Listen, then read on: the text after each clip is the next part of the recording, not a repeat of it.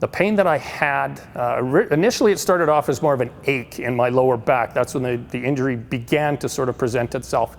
And as time went on and the injury got worse, I ended up with more and more pain going down my legs. The best way that I could describe the pain that was going down my legs is imagine getting electric shocks, but the electric shocks just don't go away.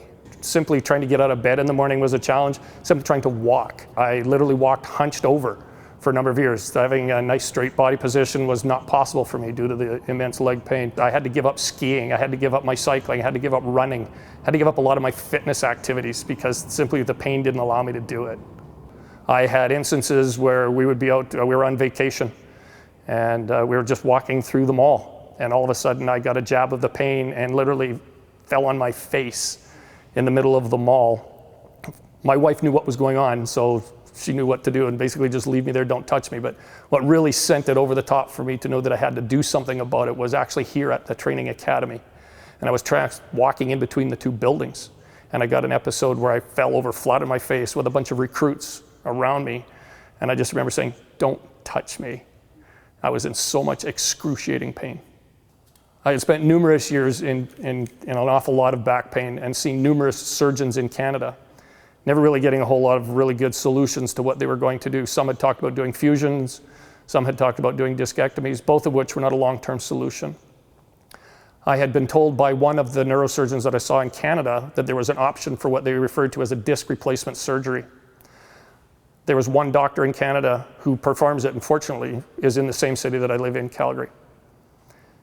I went home to do some research on this type of surgery so that I could be prepared prior to going and seeing the surgeon, so I knew the right questions to ask.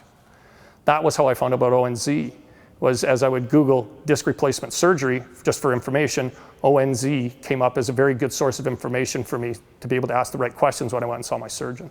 ONZ helped us tremendously. From the moment that we made the decision to go to Germany for the surgery, we were in contact with the Canadian liaison, who helped us through each and every one of the steps along the way.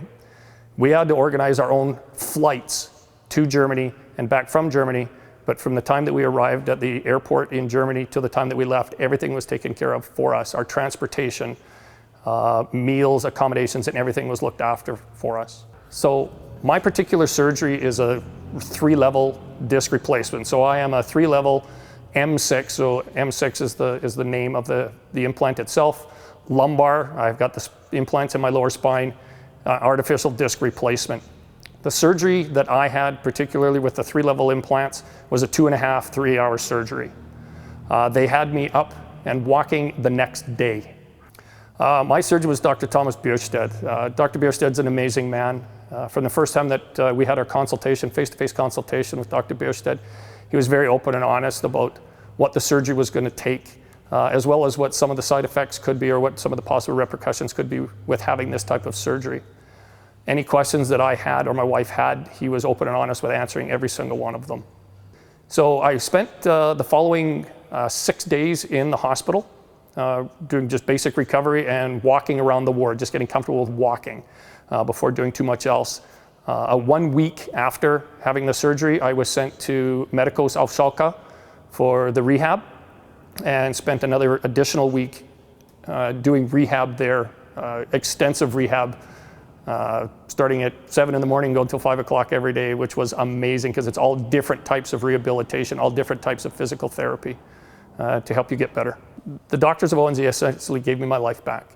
And kind of oddly enough, every year on the anniversary of my surgery, which happens to be March 17th, I get a little bit teary-eyed as I think back to where I was before the surgery and where I'm moving forward today, and how it gets better every single day. It's absolutely astounding what this facility can do for people.